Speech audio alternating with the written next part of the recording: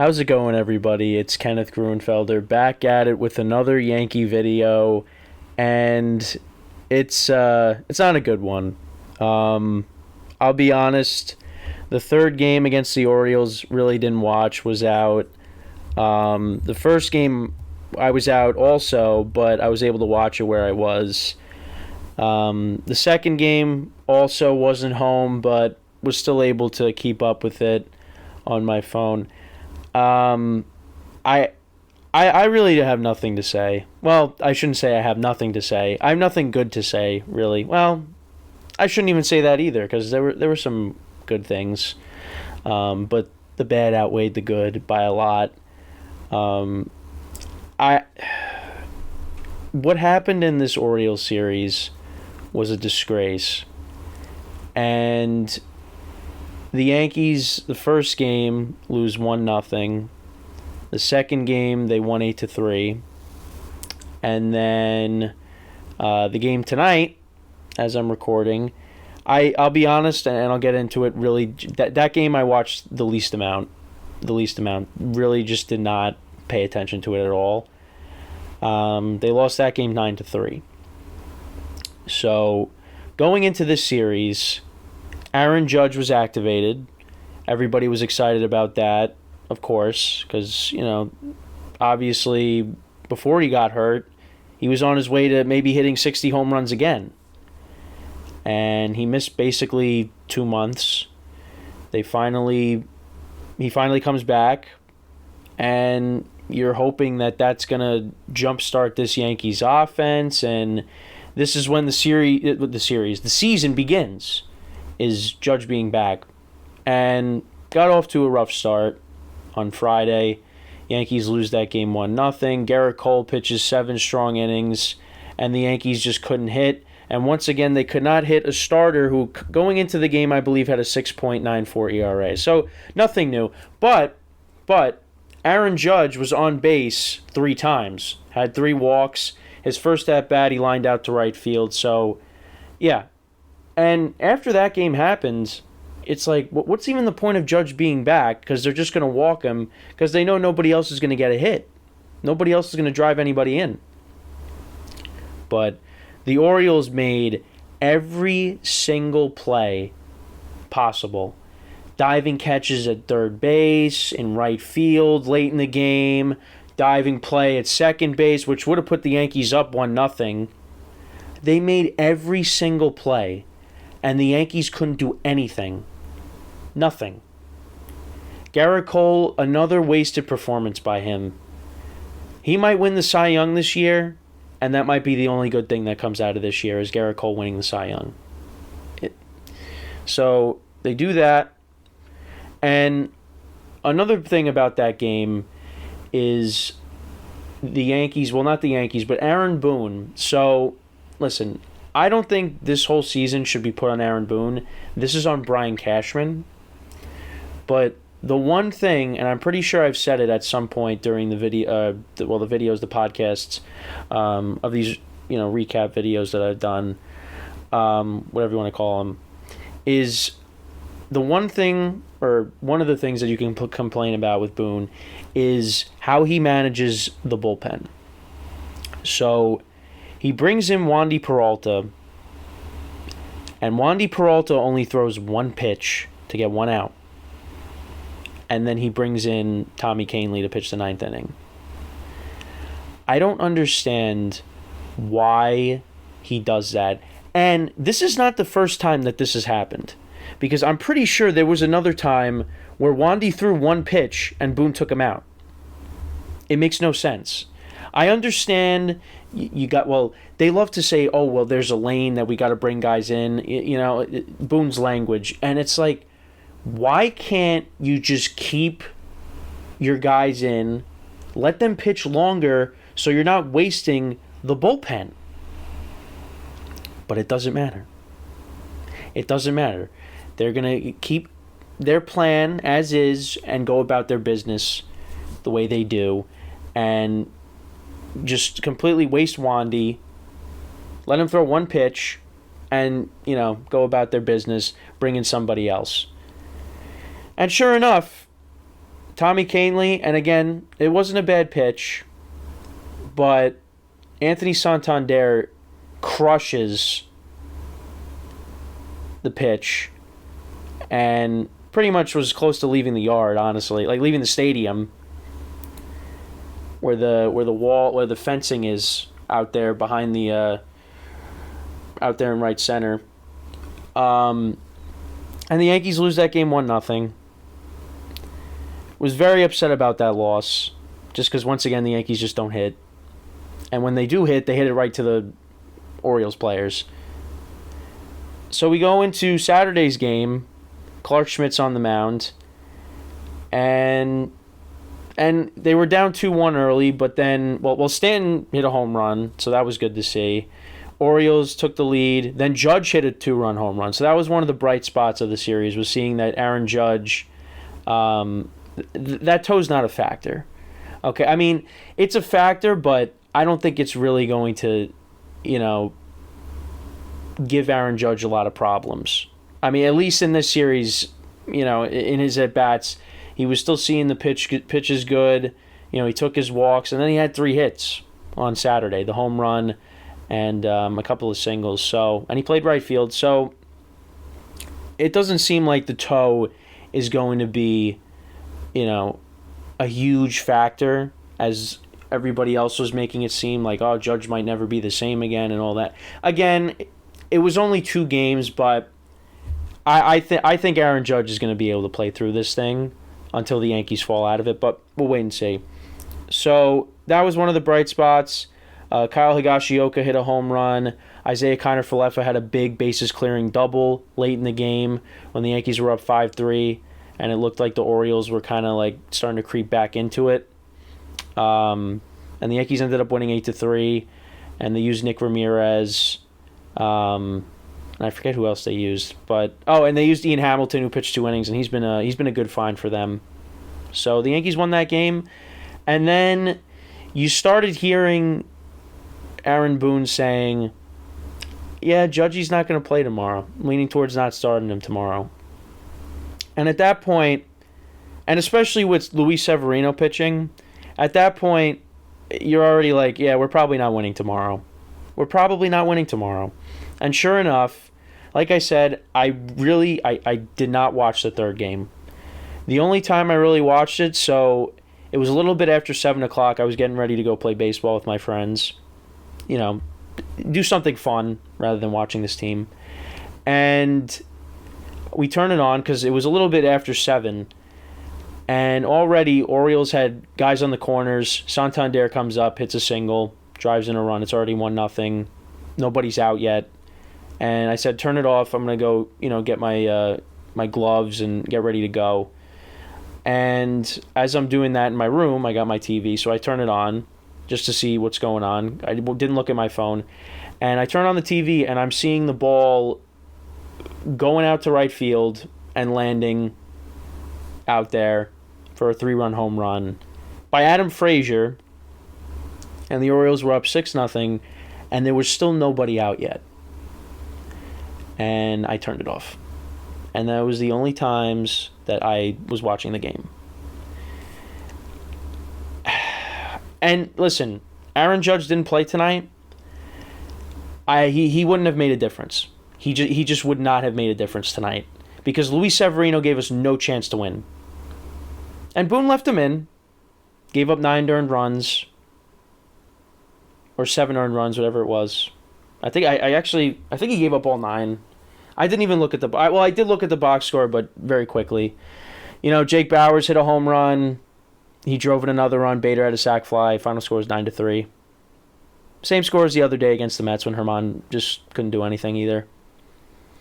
So as the Yankees, where the Yankees sit right now, so they're 9 games out of first place, and now they are 3.5 games back for that third wild card spot. And we are 2 days away from the trade deadline. Well, really 1 now. And the Yankees should sell. They gotta, or at least just sell pieces that can be sold and retool.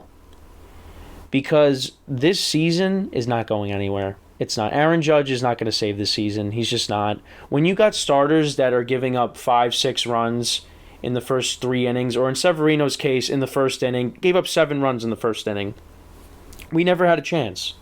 Never had a chance to come back. There's no chance this team is making the playoffs. It's just not going to happen. There's way too many inconsistencies with this team. There's way too many guys that are trying to figure it out or working their way back. There's no way. I really just do not see this team making the playoffs. I really don't. Because you got to jump over. Like I said, I think in the last episode, I do think that they'll finish ahead of the Red Sox. But you got to jump over Toronto, who's found their groove. I know the Rays are struggling, but you figure they're going to still make it. And you also got the Astros. Well, you got the Rays, who you're going to be playing.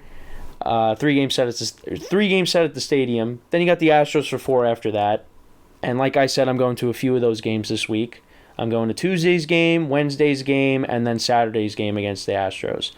And the way that tonight went, and the fact that they're not going to play Judge in some games, you know, they might lose every single game that I go to. And these are going to be the first games that I've gone to all year. But this team is not a playoff team. And you look around the league, and a lot of trades have happened. The Angels have been making moves. The Rangers have been making moves. The Cubs have been winning, so Bellinger's off the table. Ohtani, obviously, the Angels came out and said they're not trading him. The Angels actually made more moves. They got Lucas Giolito from the White Sox, and they also just traded for Randall Grichuk, who the Yankees were looking at, and C.J. Cron from the Rockies to bolster that lineup. And, and then you got the Rangers. They're making moves. They traded for Max Scherzer and Jordan Montgomery to strengthen the rotation. Nathan Eovaldi just got placed on the IL. So, the Rangers are going for it. Obviously, they also got Chapman to strengthen the bullpen as well, and Chapman's been pitching well. He's back to throwing 103 miles an hour. Though he did give up a walk-off home run to Chas McCormick against Houston in Houston, which was kind of funny. Kind of a throwback, gives you and also the flashbacks to, when he pitched against the Astros and giving up home runs to Altuve to lose the games. Yeah. There's a lot of teams that are going for it. The Blue Jays, too. They got the relief pitcher from the Cardinals, Jordan Hicks. So, and he was another guy that the Yankees were in on as well. I mean, I don't know what the Yankees are doing. Are they waiting? Like, what are we doing? Like, can they make some moves? Can they, like, if they keep the team like the way it is, I mean, what's the point? We're not going anywhere, and some of these guys are going to leave, and we're not going to bring them back. The Marlins are in on Gleyber Torres. If you can get stuff back for him, go for it. If anybody, wants Bader, take him. There's people. There's teams apparently that want Luis Severino. Some of the videos I was watching. So even after his horrendous start, yeah, take him. Enough already. It's enough. He was shaky against the Angels. He looked okay against the Royals, but he left that start with a bad taste in everybody's mouth because he gave up a home run. It's over for Severino. He's done. You can't keep trotting him out there either. And they're in a tough spot because Herman's been pitching awful. So, I was hoping, hey, Severino maybe he's working his way to figuring it out. So you stick Herman in the bullpen. Because Clark Schmidt, to his credit, really has bounced back after getting off to a rough start. The only problem with him is length. He gets to the 5th inning, and that's it. He can't go any further than that. So, I mean, Nestor Cortez comes back, okay, but you got Herman and Severino. They're 2 guys that they're automatic losses right now. There's just too much going on with this team, and you don't even know what they're going to do. What are they going to do? You got tomorrow, and then you got till whatever the time the deadline is, whether it's 3 or 4 o'clock, I don't remember. But off the top of my head. But I really don't know what they're gonna do. But they need, from everywhere I look, from Yankee fans on YouTube and all across social media, they need to they need to revamp this entire roster and the entire organization up and down, because what they are doing right now is not working. And you got these teams in your division now. The Orioles, they are a young athletic team. They are a much better baseball team than you. You're an old, aging team that's got a bunch of guys that are has-beens, really. And you got the Blue Jays, you got the Rays, you got the Red Sox, who eventually are going to have a year where they're a really good team and get back to the World Series and win it again, and then go into the tank, which is one of the most bizarre things with the Red Sox, is they'll win the World Series and then they'll finish in last place the following year. Now, that didn't necessarily happen most recently with 2018 and 2019, but they had a down year in 2019. But they're there. They got young players that are doing really well too. And the Yankees are, again, Aaron Boone said the league's catching up to us.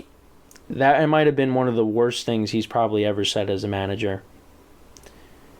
And the glass half full mentality is another reason why this guy needs to go, because it's just enough already. Like, oh, it's right in front of us. We got the guys in that clubhouse that can, they just got to play to the back of their baseball card. No, they're not.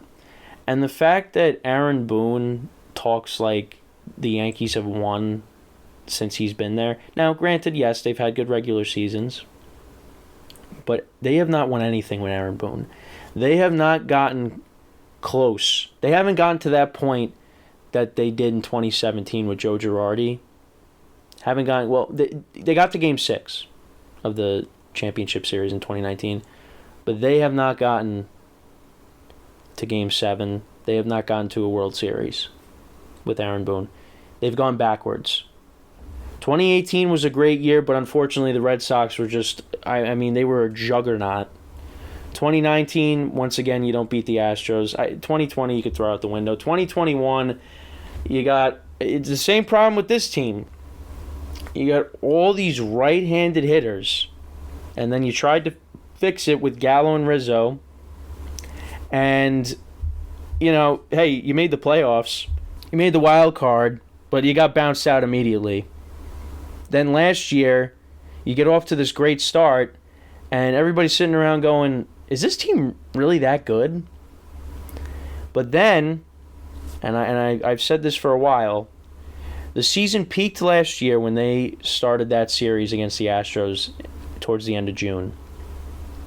That comeback victory, when Aaron Hicks hit the game-tying 3-run home run, and then Judge had the walk-off single, that was when the season peaked, because then they lost the next game, then they got no hit, then they were sleeping the entire game, the final game, then they came back and Judge hit a walk-off 3-run home run. Then they lost every game in Houston, and then they got swept in the playoffs against the Astros.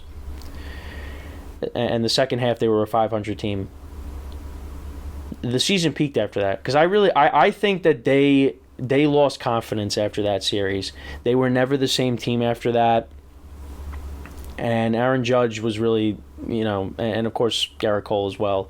They were like the only bright spots of the team.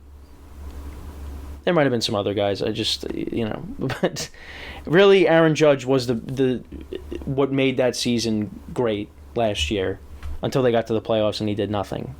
But listen, I'm not going to slander Aaron Judge, but yeah, that's basically what happened. He really didn't do anything in the playoffs.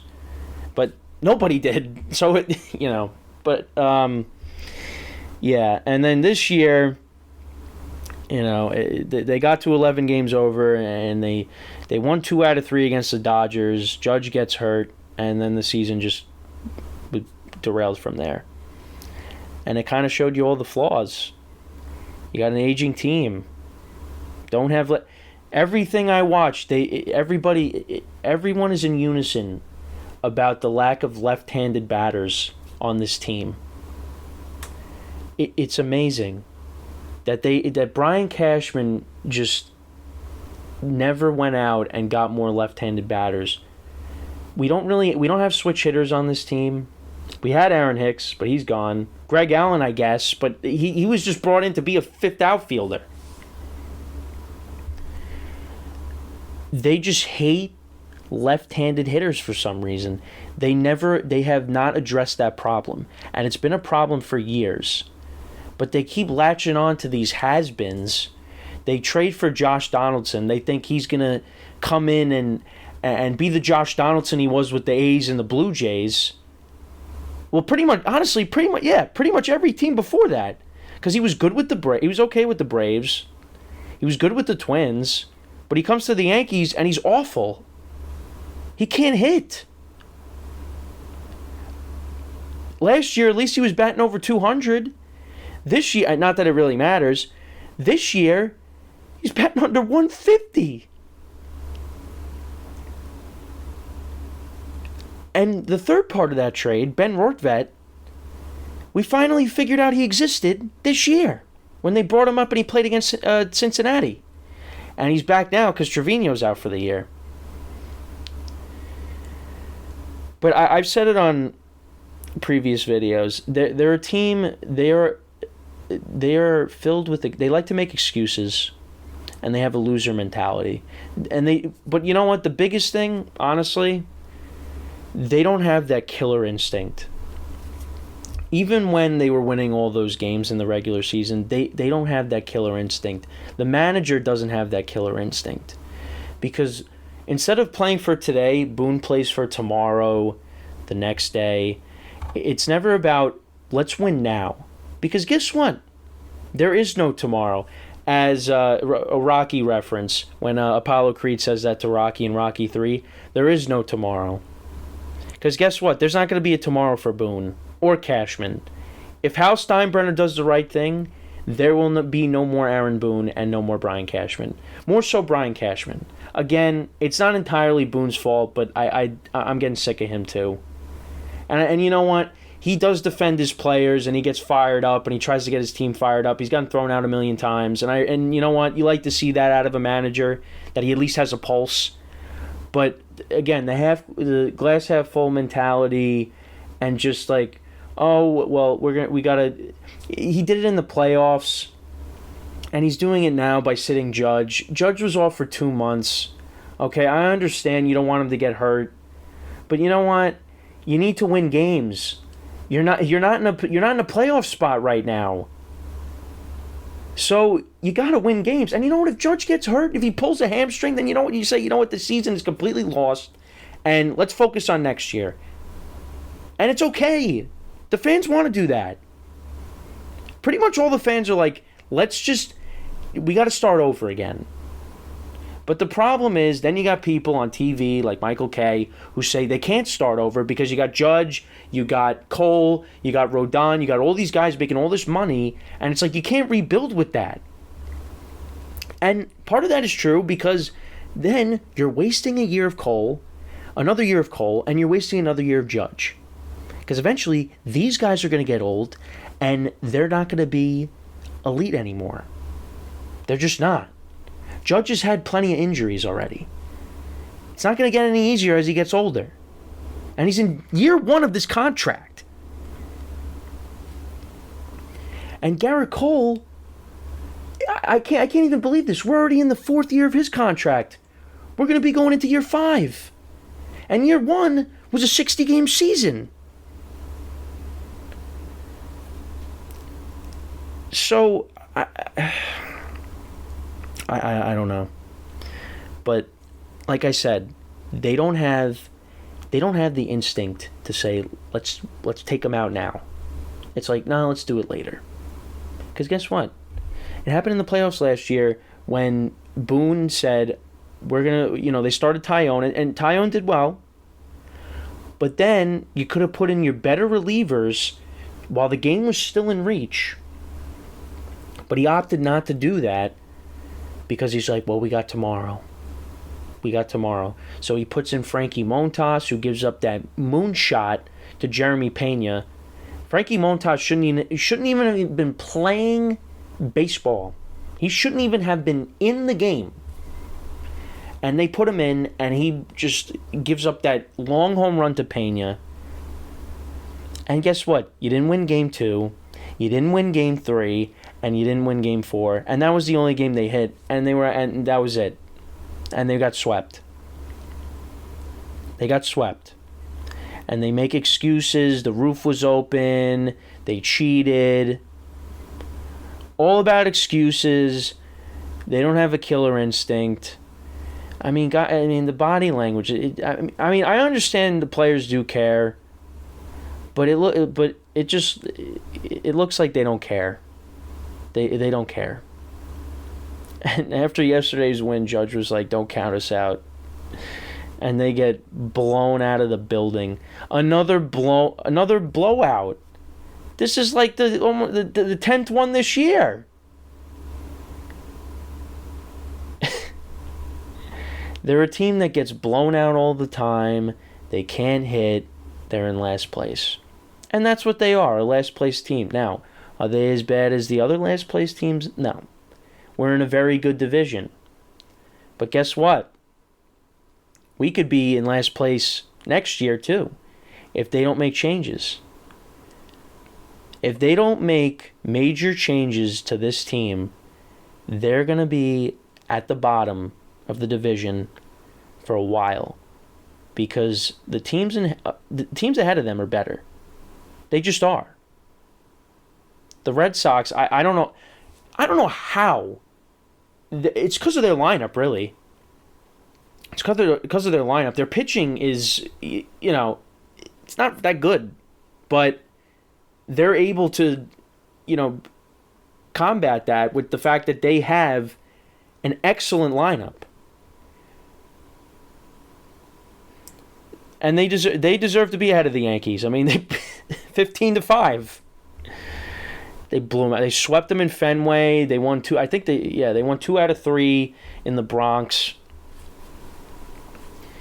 I mean, they're a better team than the Yankees right now. And guess what? They actually have a closer, Kenley Jansen. The Yankees were like, you know what? Clay Holmes is our closer. And you know what? Clay Holmes has been serviceable this year, but there have been some bad games. And the bullpen, yeah, some people are kind of coming out of the woodwork saying, hey, this bullpen's kind of overrated after they kind of gone through their rough patch. And you know what? I can't entirely disagree with it. In years past, I've said the bullpen is overrated as well. This year, I was like, hey, they've been good. But, yeah, they're giving up runs too.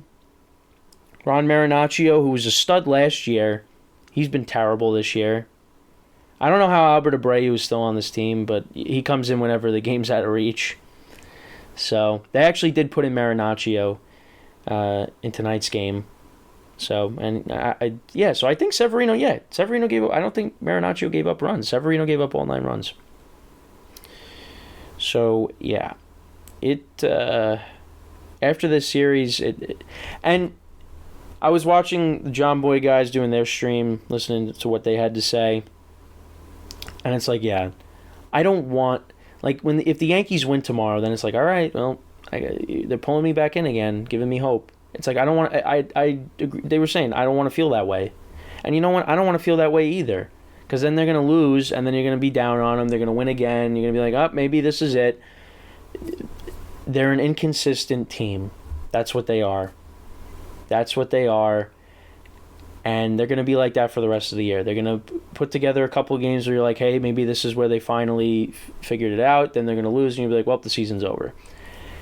Right here, right now, the Yankees will not make the playoffs. And, again, maybe they surprised at the deadline, but right now it doesn't seem like it. I don't know what they can do. The best thing they can do is get rid of what you can, try to get stuff back, get younger, get left-handed hitters, and go from there. And try to retool for next year, because this year's a lost cause at this point. Right now with the hard part of their schedule, they play 3 against the Rays, then they play 4 against the Astros, and the Yankees were lucky they won 2 games against them last year. Otherwise, they would have lost. They should have lost. They should have lost every single game they played against the Astros last year. So they got swept. Then I think they lost like 4 games in Houston, or 3 games in Houston, because one of them was a double. Yeah, no, it was 3 games in Houston, because one of them was a doubleheader out of the All-Star break, and one of them was like thrown in on an off day, because that was the lockout. So they were supposed to play Texas and Houston that first week, and we had that one random game against them in Houston. Then we had the doubleheader out of the All-Star break, so we got swept there. So that's 0-7. Yeah, so they went 2-9 against the Astros overall last year. And they were fortunate, and if it wasn't for Aaron Judge, and to a lesser extent, Aaron Hicks, the Yankees would have gotten swept by the Astros. And they would have went 0-11 against the Astros. But guess what? The Yankees don't use that as a measuring stick. They're like, hey, we made it to the championship series. We had a lot of injuries. We're going to be good again. We're going to be good again. And you came back into this year with less. You didn't bring back Benintendi. You didn't bring back Carpenter. Your team was worse going into this year. And you were banking on Josh Donaldson to have a bounce-back year. Really? That Aaron Boone's like, yeah, Josh Donaldson, he's gonna be it. He's gonna be the one that has the bounce-back year. Guy wasn't even batting 150. Guy was batting under 150. And you bring in these guys, Bowers, Franchi Cordero, Billy McKinney, Willie Calhoun, patches, Band-Aids. And you know what? Jake Bowers has been okay, but Jake Bowers should not be leading off. Jake Bowers should be a 5th outfielder. He should not be getting as much playing time as he has. And they DFA'd Calhoun, so he's not here anymore. They sent down Peraza when Judge came back, so Kiner Falefa was kind of the utility guy. Play the backup third baseman now, because we're not going to see Donaldson again. I mean, let's be honest, it's not happening. I would be shocked if he plays another game for the Yankees this year. Yeah, they just did not. The only move they made was Carlos Rodon, and they also did bring back Tommy Kahnle, which, listen, Kahnle's been shaky lately, but I was happy they brought him back. And Rodon, you hope, is going to be the pitcher that they signed up for. But other than that, brought back Rizzo and Judge. That was what you were supposed to do. But you did nothing else. You didn't fix the lineup. You didn't bring in a left fielder. And you just rolled the dice and said, we'll be fine, we have Aaron Judge. But then you didn't have Aaron Judge. And that is where another excuse will come up. They'll say, we didn't have Judge. Guys were injured. Guys have a proven track record. We can do this. Let's run it back. And guess what? You're going to do even worse. Because guess what? Judge gets hurt again. And you still have this same team. You're going to be dealing with the same problems. So you got to do something. But it's got to be a new voice. It's got to be a new voice. Cashman, one of my friends and I, we were kind of like defenders of Cashman. We felt like Cashman got a lot of heat over the years, but we still felt like he was a good enough general manager that, he shouldn't be fired. But I after last year's deadline and how everybody pretty much they got has not been a factor on this team this year, and what he did and what he didn't do going into this year. Because you could say, hey, well, we got Aaron Judge back. Yeah, that's what you were supposed to do. But you got to put pieces around Judge so the team could be better. They didn't do that. Brian Cashman needs to be gone. And this is after they gave him an extension. They gave him an extension. They gave Boone an extension. So they cannot do anything. They might just keep him again for next year. But It's time. Brian Cashman needs to be gone after this year. I don't care what they do. They are not winning the World Series. It's not happening. And the fact that I said that this team is going to win 97 games this year is ridiculous. Now, that was also with the thought of, oh yeah, well, we'll have Aaron Judge for the whole year. They probably would have won close to that number. But because of that, they'll be lucky if they win maybe 84 games. They might win less than that. And they're not going to make the playoffs in an expanded playoffs with 3 wild cards. It's terrible. And someone needs to pay the price for that. And is Hal finally gonna say, listen, Brian, you're family to us, but we need somebody else. We need a new voice. Because the Yankees have too many old guys, whether it's in the front office and whether it's on the baseball field. Anthony Rizzo, we thought, hey, he hit a home run for the first time in 2 months. He went 0 for 5 tonight with 5 strikeouts, the first time in his career. I just remembered that. What happened? What happened to these guys? Giancarlo Stanton cannot run the bases. He's skittish out in the outfield. Like, what are we doing? What happened? I mean, listen, I get it. We didn't see a lot of this coming. Like, I didn't see Rizzo falling off like this. I didn't see DJ LeMahieu falling off like this. So that's why when Michael K's saying, like, well, you guys shouldn't be mad about that. You wanted these guys back. And you know what? He's right. I wanted DJ back. I wanted Rizzo back. Because you know what? The Yankees didn't go out and trade for Matt Olson. You know? And DJ LeMahieu was like a breath of fresh air after all these years of having all these guys that just hit home runs and they don't, do small ball and hit line drives. It's all everybody, launch angle, exit velo, everybody's got to hit the ball 600 feet out of the stadium. That's why people wanted LeMahieu back. And they brought him back, and he has not lived up to his contract at all. He has not gotten, last year I guess, but even then, still.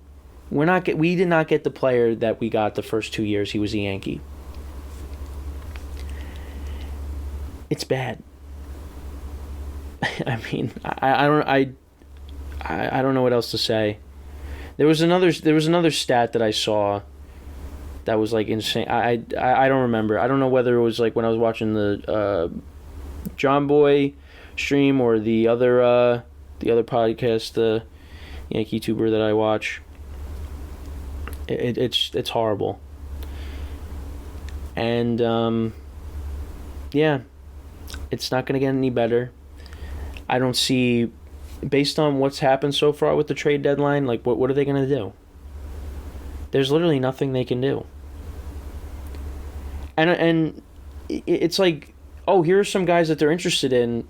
Candelario is a left-handed hitter, but another thing they said on John Boy too, it's like, oh, they're interested in this player, but it's like, we don't want him because we already have too many right-handed hitters. It's like, I'll pass on that. Like Randall Grichuk, Lane Thomas, these guys, these other like lower tier outfielder, in terms of like, the grand landscape of what's available. Like comparing them to Soto and Ohtani and Bellinger. Well, Soto and Ohtani, obviously. Well, Ohtani, then Soto, then Bellinger. And then you got the other guys. My favorite movie, by the way, The Other Guys. Will Ferrell, Mark Wahlberg. Didn't think I'd bring that up. But yeah, the other guys, Lane Thomas, Grichuk, like, they're right-handed hitters. We don't want them. Candelario I'll take. But they need to get left-handed hitters. Get switch hitters in here. Oh, that was what they said on John Boy. Okay, one of the things. So, this is crazy. So, the Yankees are 55-50. They have played 105 games. Okay? And you're probably saying, oh, yeah, well, I could do math. Okay. But, so, you got all these right-handed hitters, right, to match up against the lefties. Out of those 105 games, the Yankees, in 19 of those games, they have faced a left-handed starting pitcher. 19 out of the 105. And you got a team of all right-handers. When the vast majority of starting pitchers are right-handed, and you have a stadium that is built for left-handed hitters. That is unbelievable. 19 starting pitchers, left-handed, out of 105 games. What I would love to know what is the way of thinking of the analytics group and the front office, Brian Cashman. Why do we have so many right-handed hitters and we have no lefties? What is the thought process? That is probably the number one question that I would have if I was able to ask Brian Cashman a question, is why over the years has the switch hitters and left-handed hitters decreased significantly from this lineup? Why? It makes no sense. No sense at all. And he tried to fix it. Rizzo and Gallo, Benintendi. Benintendi's gone. Gallo was a failure. Rizzo fell off a cliff. I don't understand. And yeah, he might have a job for life. We could be saying all this. He could be the general manager next year, but you got to make changes. If this season spirals out of control, if they don't figure it out, which again, I hate to say it, it has been over, even with Judge coming back.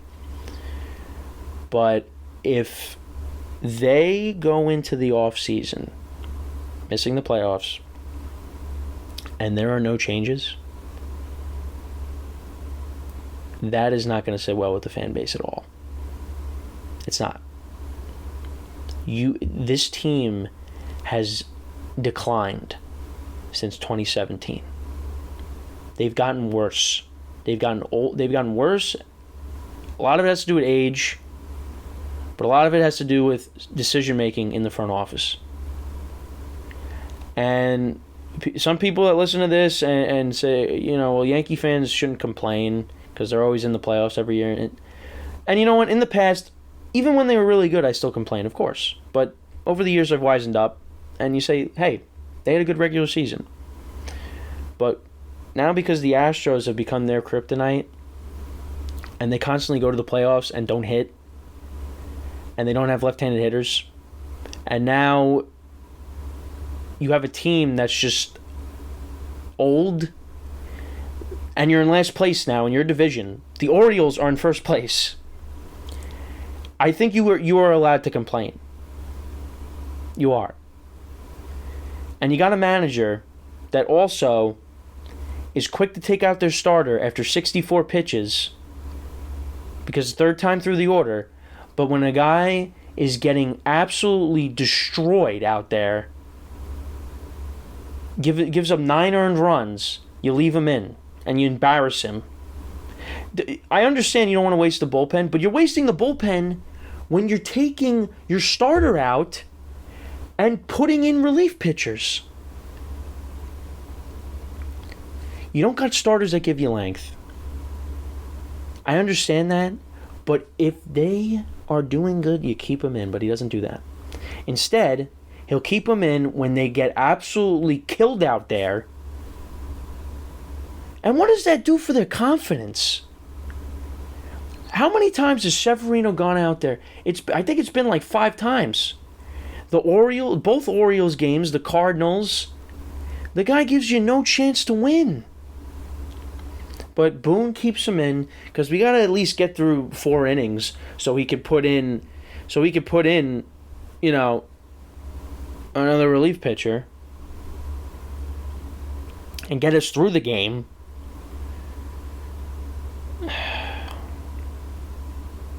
But again, you're talking in circles. It's a circle. Like, why are you leaving Severino in? Well, I don't want to waste the bullpen. Okay, but then why?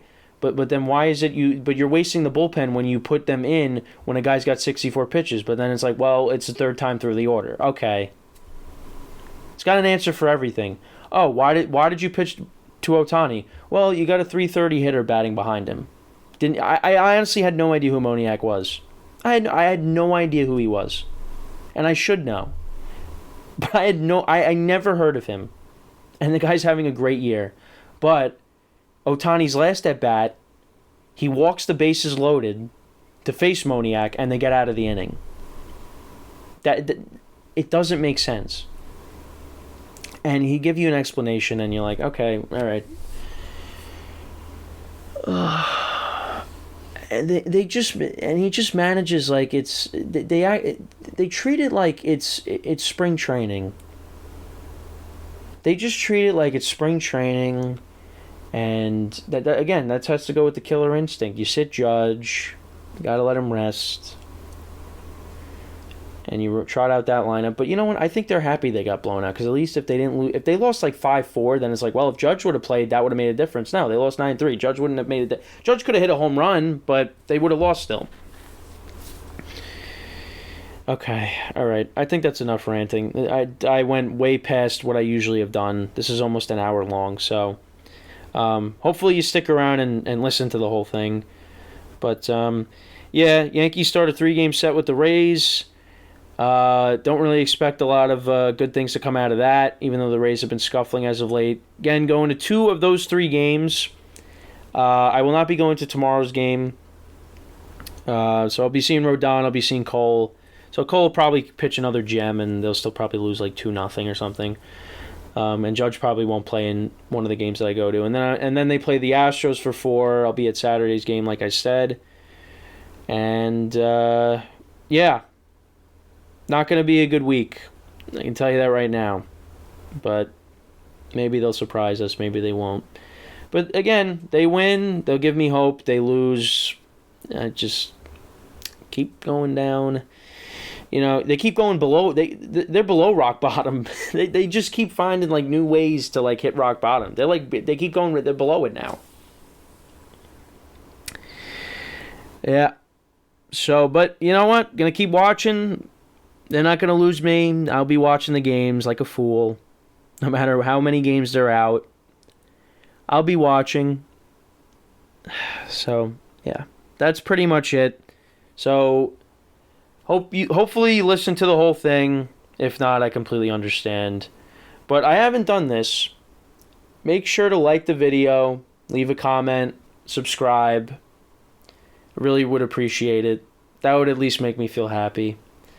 And other than that, that's it. So, I'm Kenneth Gruenfelder, signing off. Have a good night, and I will talk to you soon. Take care.